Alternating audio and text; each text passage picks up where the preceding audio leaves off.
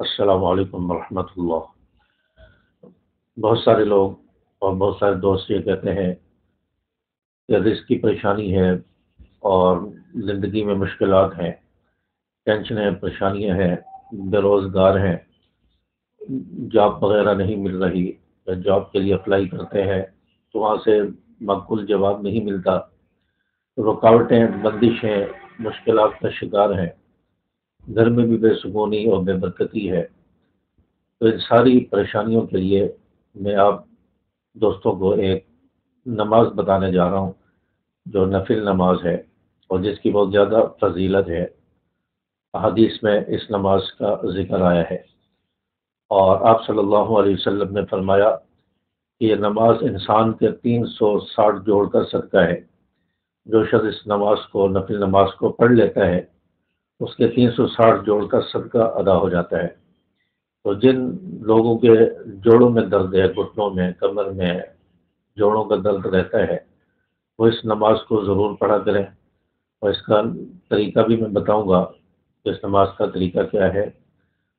تو اس نفل نماز کو آپ پڑھیں، اور اس نماز پڑھنے کے بعد آپ خوب اللہ سے دعائیں مانگیں، خوب اللہ سے دعا مانگیں۔ پہلے آپ نماز پڑھیں، اس کے بعد آپ استغفار کریں، 100 مرتبہ کم از کم پڑھیں یا 300 مرتبہ پڑھیں۔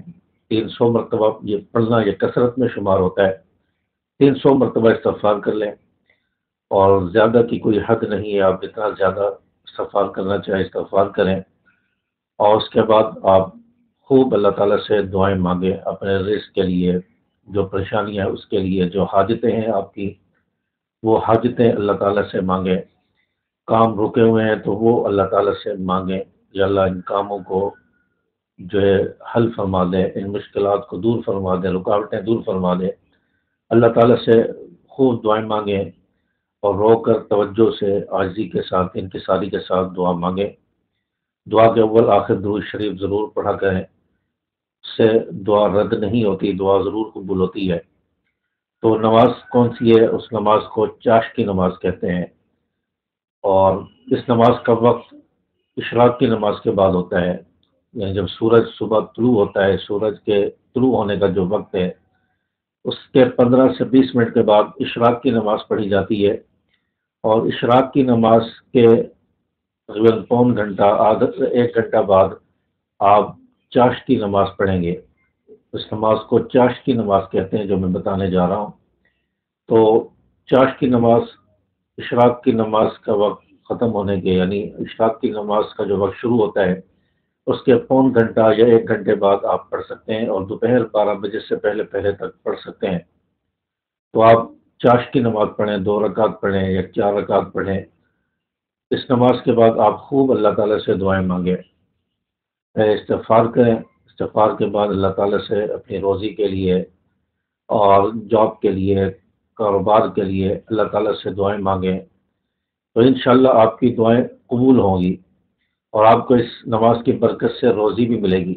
اس نماز کا طریقہ وہی طریقہ ہے جو عام نمازوں کا ہے، جیسے ہم نفل نماز پڑھتے ہیں، وہی طریقہ اس نماز کا بھی ہے۔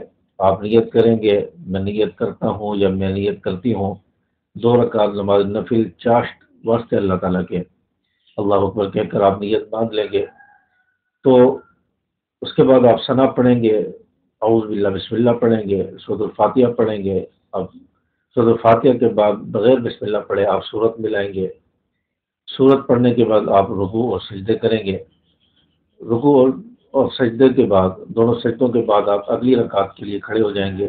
پہلے بسم اللہ پڑھیں گے، پھر سورۃ الفاتحہ پڑھیں گے، سورت ملائیں گے، پھر آپ رکوع اور سجود کریں گے۔ دوسری رکعت میں آپ اتحیات میں بیٹھیں گے۔